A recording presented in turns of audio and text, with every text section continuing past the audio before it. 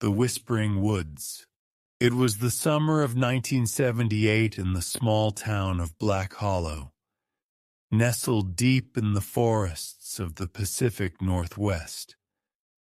The town was quiet, peaceful, and surrounded by dense woods that seemed to stretch on forever. But that summer, something sinister crept into Black Hollow, something that would change the town forever.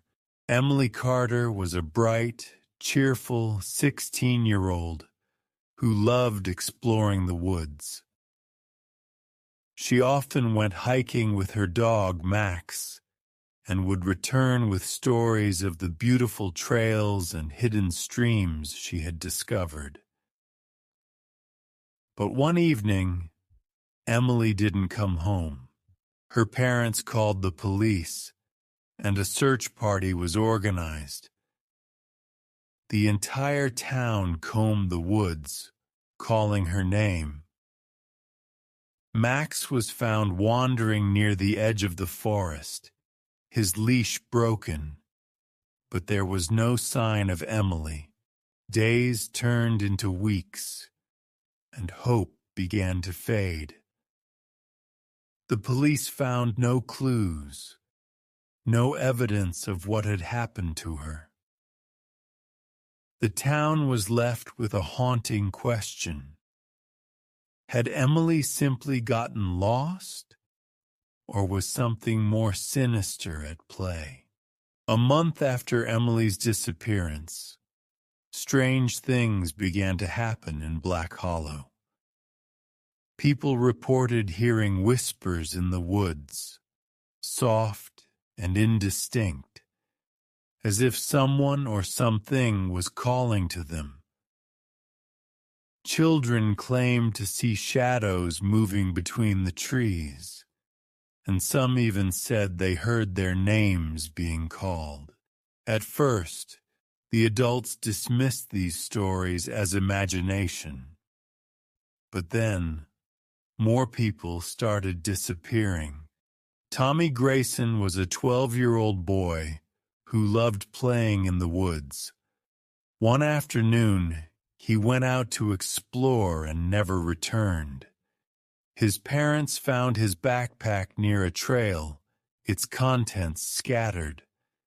There were no signs of a struggle, no footprints, nothing. It was as if Tommy had vanished into thin air. The whispers grew louder after Tommy's disappearance. People began to avoid the woods, but the killer wasn't confined to the forest. Over the next few months, 3 more people disappeared.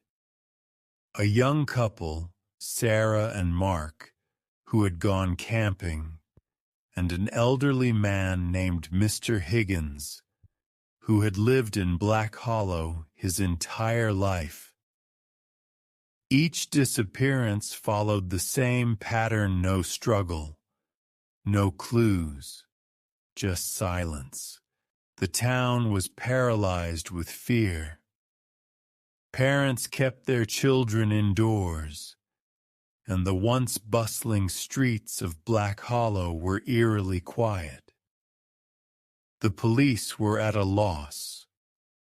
They had no suspects, no motive, and no evidence.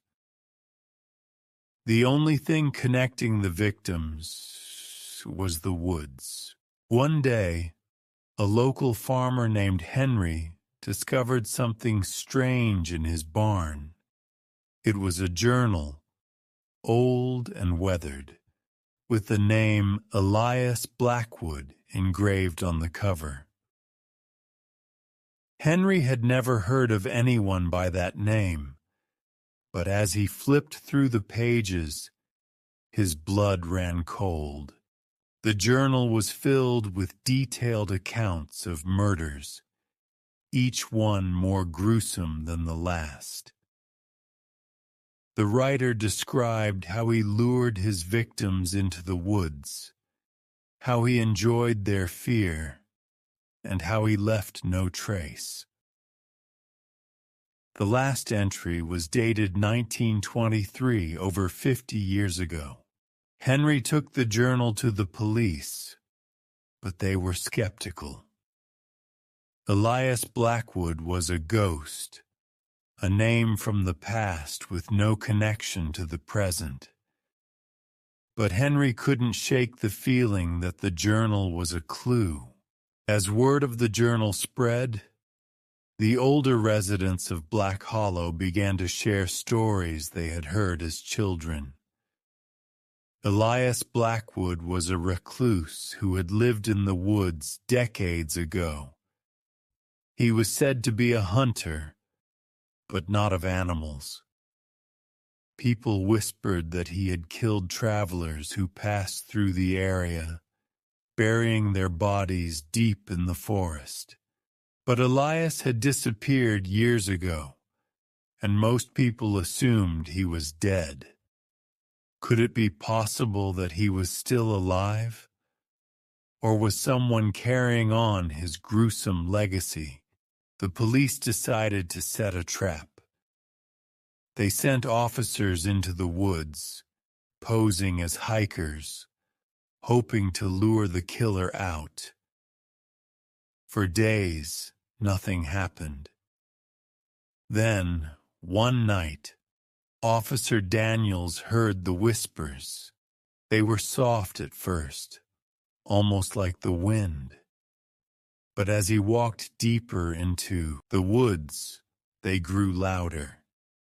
He could make out words. "Come closer. Follow me." Daniels radioed for backup, but the signal was weak.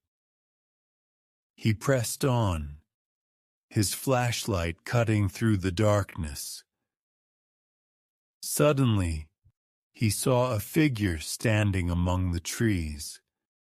It was a man, tall and thin, with hollow eyes and a twisted smile. Before Daniels could react, the man lunged at him. They struggled, but the killer was strong. Daniels managed to fire his gun, and the sound echoed through the forest. Backup arrived moments later, but the man was gone. All they found was a trail of blood leading deeper into the woods.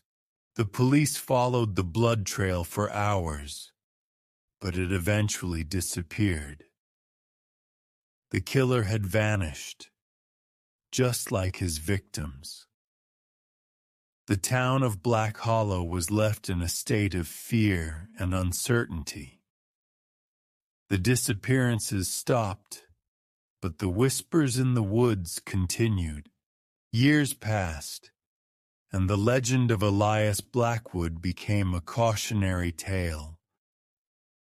Parents warned their children to stay away from the woods, and the forest was left untouched. But every now and then, someone would claim to hear the whispers, soft and haunting, calling them into the shadows. Thank you so much for watching. If you enjoyed the video, don't forget to like, subscribe, and hit the notification bell so you don't miss the next one. See you soon.